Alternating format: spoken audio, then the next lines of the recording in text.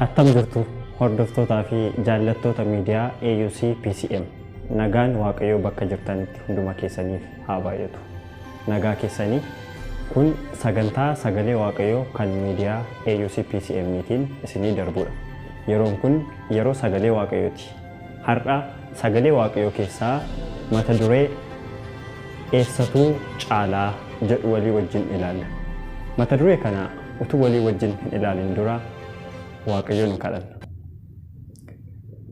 Samaayil funaarra kan jiraattu abbaa keenyaa si galateeffannaa nagaa waan nu kenniteef dhaggeeffattoonni keenya illee lafa jiranitti nagaa akka ta'an waan gooteef maqaan kee haa galatuumu. Amma sagalee kee keessaa eessatu caalaa mata duree jedhu yeroo barannu ati nutti dubbadhu maqaa Yesuusiin Ameen. Macaafa qulqulluu keenya yeroo dubbisnu Luqaas boqonnaan 15 lakkoofsa 11 amma 32tti seenaa ilmaa badee argameetu jira. Yesuus Kiristoos fakkeenya nama ilmaan lama qabu dubbate.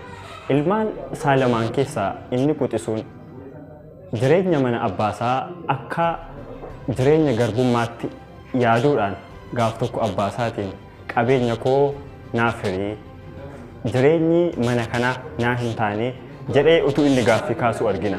Abbaan isaas ilma isaaf yaada isaa eeguudhaan qabeenya garasaa ilma isaaf kenne. Ilmi isaa kunis qabeenya kana kan isa ga'e fudhatee gara biyya fagoo deemee jiraan. Akkuma gara biyya fagoo deemeen achitti akka barbaade jiraachuu jalqabe. Biyya fagoo sana keessa namni ilma kana qajeelchu hin jiru. Kana yoo hojjette gaariidha, kana yoo hojjette immoo gaarii miti kan jedhee isa qajeelchu hin turre. Akka barbaadu waan keessi isaa isa eeyyame hojjechuudhaaf amma karaan isaaf banameera. Utuma akkasitti hiriyoota kaleessa eengadda waliin beekni wajjin jireenya jiraachaa jiru gammachuu isaa daangaa kan darbe ture.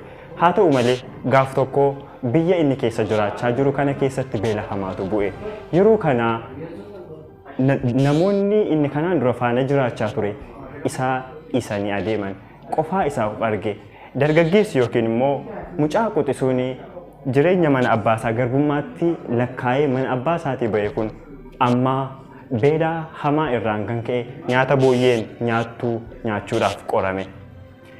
Haalli isaa ni jijjiirame. Garbummaan daraan itti baay'ate waan nyaatee bulu waan nyaatee jiraatu illee dhabe.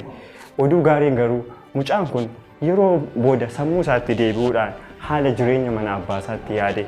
Mana abbaa koo keessa hojjettoonni hojjetanii nyaanni isaan raafu baay'eedha. Anasitti beelaanan rakkadhaa jireen. Abbaan isaa ammayyuu akka isa jaallachaa jiru tilmaame.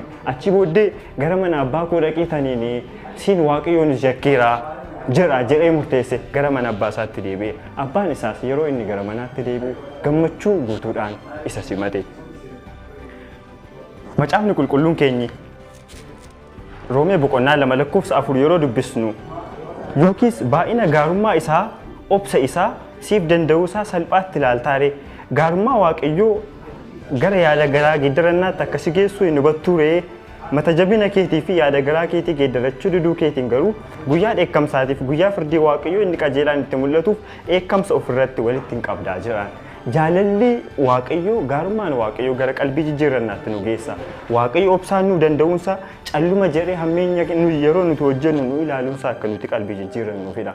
Mucaan badee kun gaarummaa fi jaalala abbaasaa yaadachuun gara manaatti akka inni deebi'u isa taasiseera. Egaan dhaggeeffattoota keenya isin eessa jirtu? Mana abbaa keessanii dhiistanii deemtaniittu moo dhiistanii deemuuf karoora qabdu moo mana abbaa keessanii irraa deemtanii biyya fagoo sana keessa jiraachaa jirtu? Eessatu caala? Mana abbaa keessanii moo biyya fagoo sanatu caala? Egaa akkuma mucaa kanarraa baruu dandeenyu iddoon baay'ee caalaa filatamaan mana abbaati. Mana abbaa keessanii dhiistanii hin bayinaa. Sagalee dhageenyeen jiraachuu akka dandeenyuuf Waaqayyo nu haa gargaaru. Mataa keenya gadi qabannee Waaqayyoon kadhanna. Samaa irra kan jiraattu abbaa keenya sagalee kee waan nutti dubbatteef galatoomi. Nullee dubbii kee dhageenyee mana kee keessa siif hojjechaa jiraachaa akka dandeenyuuf nu gargaari. Maqaa Gooftaa Yesuusiin. Ameen.